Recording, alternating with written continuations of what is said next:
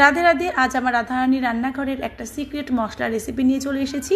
আর এটা এমন একটা মশলা, রান্নাঘরে যদি এই মশলা থাকে সব রেসিপি আঙুল চেটে পুটে খাবে, ইভেন ডাল ভাতের সাথেও। তো চলুন ঝটপট দেখে নেওয়া যাক এই ম্যাজিক মশলা বানানোর জন্য কি কি লাগছে। তো এখানে আমি নিয়ে নিচ্ছি অনেকগুলো কারি পাতা। এই কারি পাতাগুলো দুদিন আগে বাবু নিয়ে এসেছিল ও বাড়ি থেকে, আমাদের গাছের কারি পাতা।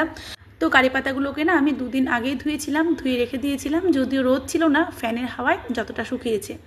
তো এবার কারি পাতাগুলোকে ছাড়িয়ে নিয়ে নিয়েছি আর আমি এর মধ্যে কিছু মশলা দেব। তো মশলাগুলোকেও নিয়ে নিচ্ছি। এখানে যতটা কারি পাতা নিয়েছি সবটা আমি এখন ইউজ করছি না, আমি বাকিটা পরে বানাবো। আর এখন প্রায় 2 কাপ মতো কারি পাতা আমি নিয়েছি।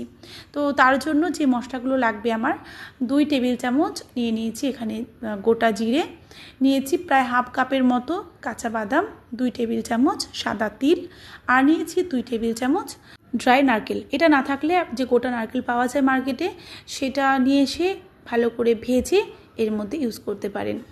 আর নিয়েছি 2টো এখানে শুকনো লঙ্কা। আর এই যে প্যাকেটের লঙ্কাটা, এটা না ঝাল না, তো এটা এখানে নিয়ে নিচ্ছি 3টে। আপনারা লঙ্কার পরিমাণটা নিজেদের টেস্ট অনুযায়ী স্বাদ মতো ইউজ করবেন।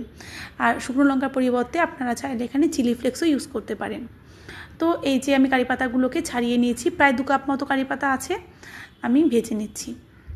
ড্রাই রোস্ট করে নেব এগুলোকে, খেয়াল রাখতে হবে যাতে পুড়ে না যায়। তো কারি পাতাগুলো খুব ভালো করে ভাজা হয়ে গেছে, এবার একটা পাত্রে নামিয়ে নিচ্ছি। তারপর এক এক করে বাকি মশলাগুলোকে ভেজে নেব। প্রথমে আমি এখানে বাদাম আর শুকনো লঙ্কা দিচ্ছি।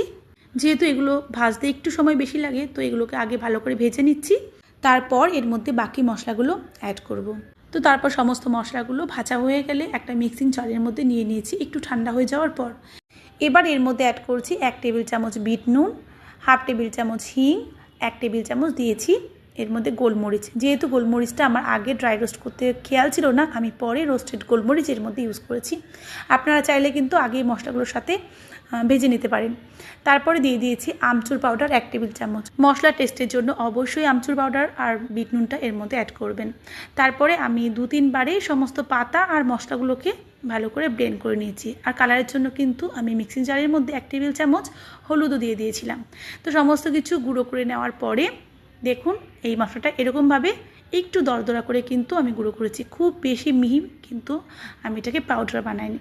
এবার একটা এয়ারটাইট কাচের জারের মধ্যে এটাকে স্টোর করে 6 মাস পর্যন্ত ইউজ করতে পারবো। এটা এরকম একটা মশলা ঝালমুড়ি বলুন, চাট বলুন, আর যে কোনো ম্যাগি, পাস্তা, ডালিয়া, খিচুড়ি সমস্ত কিছুর সাথে এটা ইউজ করতে পারেন, এতটাই সুস্বাদু হয়। যেখানে যেখানে আপনারা অরিগ্যানো মিক্সড হার্ব ইউজ করেন, এর বদলে এই দেশি মশলাটা একবার ইউজ করে দেখুন, দুর্দান্ত লাগে। রেসিপিটা ভালো লাগলে